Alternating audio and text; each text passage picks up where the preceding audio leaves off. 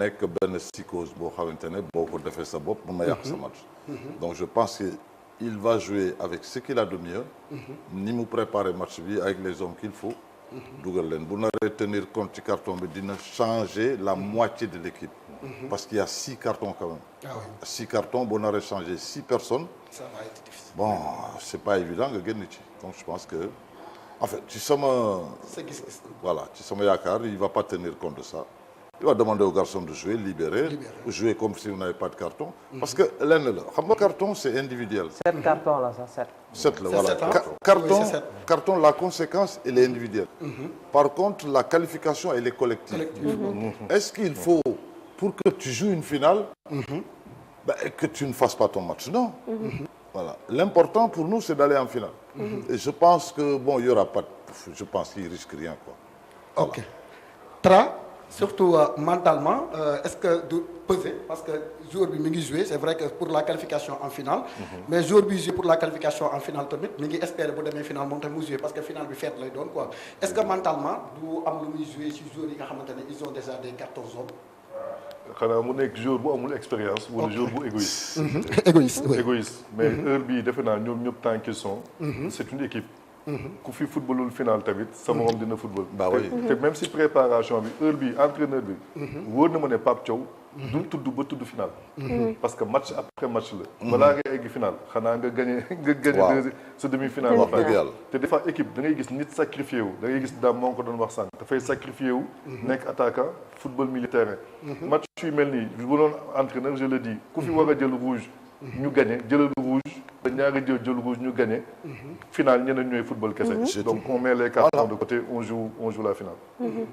voilà Dame peut-être avant ñuy jeexal ñu ñëw ci composition bi nga xamante ne moom mooy Égypte du ñu wax bii na ñuy reconduire mais bokk na ci li nga xamante ne joueurs yi ñoom ñooy colonne vertébrale Assane moom mooy entraîneur bi alors ñuy jouer ak c'est vrai départ bi 3 défenseurs la ñuy doon. Oui. mais bu match bi commencé 5 défenseurs. la ñuy Ouais, doon ouais. parce que voilà Mohamed ki indi bi nii day wàcc ñëw complété moom day jouer défense en même temps tamit day jouer pour ci couloir bi. Piston de la. même que également Fatou bi également day jouer pour kii bi mais aussi day jouer pour la défense bi. avec ce bloc défensif là ak composition bi nii est-ce que Sénégal dina yomb ci moom lool surtout sax sa passe bi nga def léegi ñuy am yenn passe yooyu. quoi. non xam naa ne lii moom suñ ko joué. ah duñ ko joué. non ma ne suñ ko joué. waaw seen digg bi dina sonn trop. dina sonn ok. waaw. pourquoi dinañ sonn. pourquoi. Salah du marqué à 100%. ok. xëy na Marmoush mais wóorul. waaw marquage am waaw travail défensif am c'est pas évident quoi. waaw. donc ok Salah oui. ñii Dame a parfaitement raison. Salah bokk ñii demuñu à 100%. ok donc ñoom ñaar. jeu bi man. loolu moo tax may wax. su ma dee wax en fait duñu su ma dee wax match bi man tiituma si. tiitoo si duñu comprendre. parce que football balaa attaquant yi dangereux. tey jii boo amoon Haaland ñoom duñ nelaw. duñ nelaw ok. parce que day défendre day marqué. boo amee Osimhen doo nelaw day défendre day marqué. mais boo amee Salah du la marqué lu bëri. du bari donc loolu moo tax ma ni. kon seen milieu terrain dinañ daw ba sonn. dinañ daw parce que Salah ak Marmoush c'est à moitié la ñuy marqué. donc suñuy milieu terrain suñu ñëwee comme ni ñuy footballé il faut milieu terrain bay génn. foo mu génn ñëw marqué donc ce qui fait que ñoom foofu ñu nekk. espace fa lay nekk ñoom dañuy génn ñëw foofu espace. voilà doyen bu fekkee ñoom nii la ñuy jouer parce que lu si bari ñoom nii la ñuy jouer bloc bas presque li ñuy def est-ce que mën nañoo wax ne tamit dañoo wóolu seen défi physique parce que Égypte tamit loo mën a wax équipe la boo xamante ne am na physique même bu fekkee tamit Sénégal am na physique donc avec cette composition là comment le Sénégal doit faire pour en tout cas perforer le bloc égyptien. Bon, effectivement, oui, dañuy jouer un défi physique en défense. Ah oui. Parce que tout simplement seen récupération dafa baax seen regroupement défensif ça très vite. Mais l'autre avantage bi ñu am à partir de la récupération. c'est une première relance tellement précise. La première balle, la première relance dañuy battre la ligne offensive du Sénégal. Généralement, sur la première relance, tu as au moins 2 personnes de moins. Donc, tu vas attaquer le milieu de terrain et là, ils vont essayer d'éclater sur le côté. Maintenant, Sénégal, moo taxit ñu koy laaj parce que au fur et à mesure ngay yéeg, ngay gën a fat. Non seulement da ngay fat, dootuñu jot profondeur bi, parce que ñoom ils jouent beaucoup dans la profondeur. Non seulement da ngay jot profondeur bi, mais également les montées là, da nga koy gën a fat. Donc je pense que à partir de ce moment kenn ni la ñuy jouer, c'est aussi des clés yoo xamante ne mën nañ ko utiliser.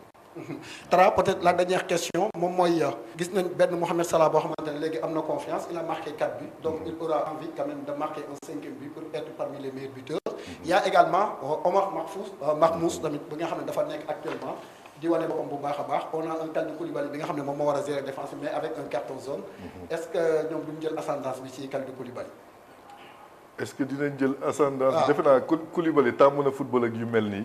mais comme avec un carton jaune également à signaler hein. Même avec un carton jaune. parce que match de guerre là, il faut accepter d'aller au combat. mais li ma doon mel ni coach Mali bi waaw gis nga de ñoom suñu maam yi ñoo bokk dëkk. mais moo tax il faut que défense bi li war sànq Kalidou Koulibaly nangoo daw parce que Marmoush. il va prendre la profondeur. Salah également il va essayer de le prendre. donc il faut qu'il reste concentré. mais Kalidou Koulibaly marqué leen mais surtout li ma doon wax sànq mooy passe bi bañ a jóg. passe bi may bañ. mooy mu jóge ci milieu bi. parce que xam nga dans mon cœur. Salah dafay nekk taxaw ci suuf. mais ñoom bu ñu yoree Sénégal bu yoree bal da nga gis Marmoush dafay dugg. il faut que ñu fatiguer Marmoush muy def travail défensif. ak El Achour bii. parce que gis nga xoolal bu baax ni ñu ko defee gis nga ñoom boo demee ci côté bi. seen losange boobu mooy Rabia Fatour ak Fatir. dañ lay tëj côté ils vont toujours faire benn losange sur les côtés. boo ñëwee fii tamit boo jaaree ci milieu bi également. su Marmoush duggee gis nga tu te retrouves presque avec 5 joueurs. c'est fait exprès. moo tax ma ne clé bi loolu la Pape war a lijjanti. la passe ak ñoom Kalidou Koulibaly nangu daw suñuy camp pour def les tacles récupération.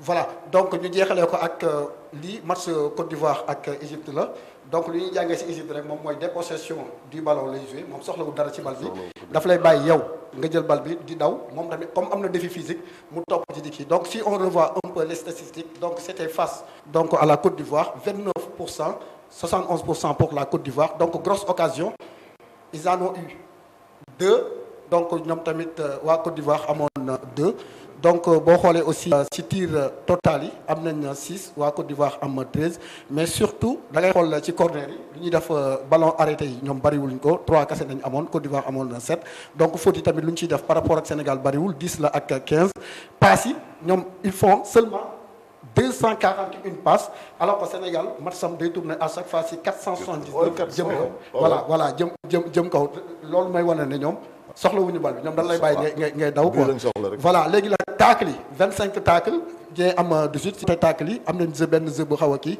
et surtout les coups francs et kii donc bu ñu basé woo ci possession bi nga xamante ne moom la Égypte mujjee am daam donc muy joué ak benn équipe boo xamante ne moom mooy le Sénégal avec des joueurs très techniques est-ce que du doon na avantage comme yéen ni ngeen ko defee woon ci Sénégal dès la première mi-temps ci essaye du jéem a dugal benn but pour les faire sortir pour leur faire jouer.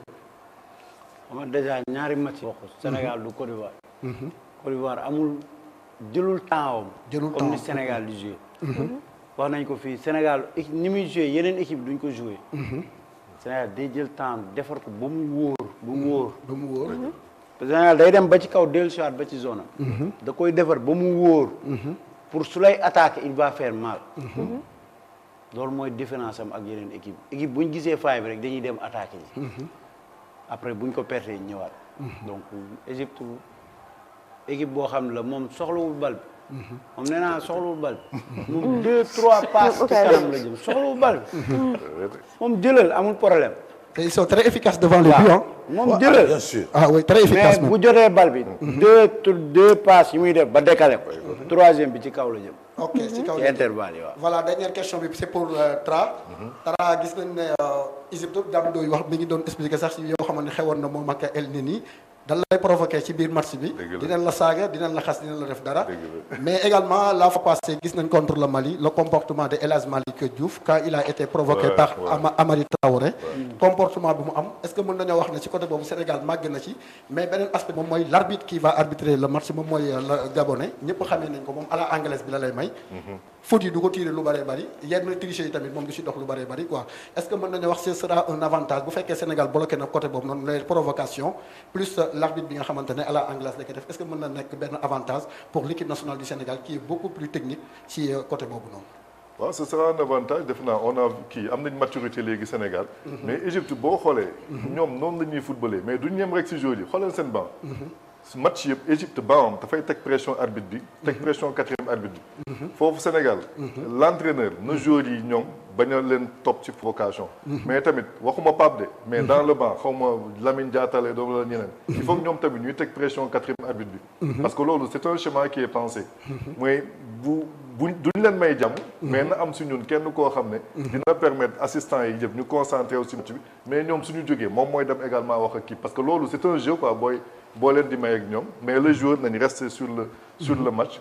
mais daw confrontation si match bi ça veut pas dire que da ngay daw coow. fu ñu songee arbitre bi dem leen wër arbitre bi yéen tamit.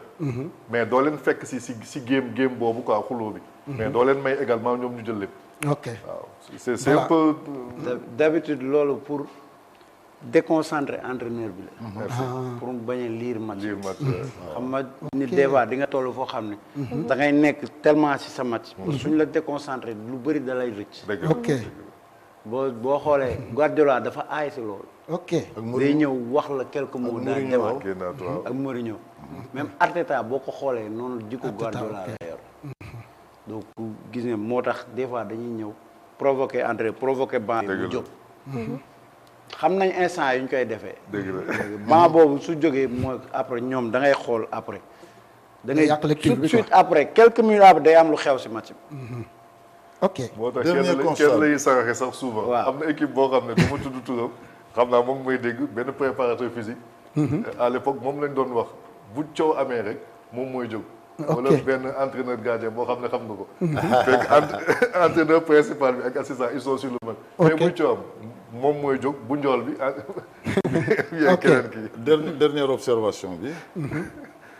excellent gardien égyptien. Sanawi. Oui, mais qui fait une mauvaise canne. ok. Voilà. Il est excellent. mbaa du ñu indi Gabaski kon. Sénégalais yi Mohamed Abou Gabal lañ xam ñu ko wax Gabaski. mais qui c'est le numéro 1. mais ba léegi il fait pas une bonne canne il se retrouve. ok loolu laa bëgg a wax il fait beaucoup d'erreurs. non waaye yal na lay continuer bu suba. waaw il fait pas mais nag il est excellent. na xaar ba après suñu match bi buy gis na gis ko. voilà donc merci beaucoup Aïssatou match bi jeex na xam naa yaa ngi sa laser. yow tu peux le faire à partir de yow bu ko tegee. yàgg na voilà donc merci beaucoup Mouhamadou Biteye ñu ngi indi woon ci salon tactique bi ñuy jaajëfal bu baax ñi nga xam ne ñu ngi doon seetaan peut-être transférer la benn message boo xamante ne nee na man du ma wax message yi mais dafa am ñoo xamante ne dañuy envoyer des messages pour quand même di remercier di rafetlu liggéey bi ngeen di def quoi. léegi nag ñoom dañu may xas nee na ma yow ji pourquoi doo transmettre suñu message ñoom quel que soit alpha dañuy toog di ko seetaan mën naa ci citer ay sec am na sax benn mbàkke boo xam ne moom tamit mi ngi seetaan peut-être après prochaine fois dinañ ci ñëwaat si mu gën a gaawee en tout cas ñoom ñi ngi rafetlu liggéey bi ngeen di def maanaam boole ut kii bi agréable bi ak professionnalisme bi loolu yëpp ñu ngi doo wax seen tour rek comme ça ñu voilà donc kon ñu ngi leen di sec moom chaque jour mu envoyé message mu ne ma jiyee pourquoi doo kii bi mais il y a aussi Serigne Fallou Galas Mbacké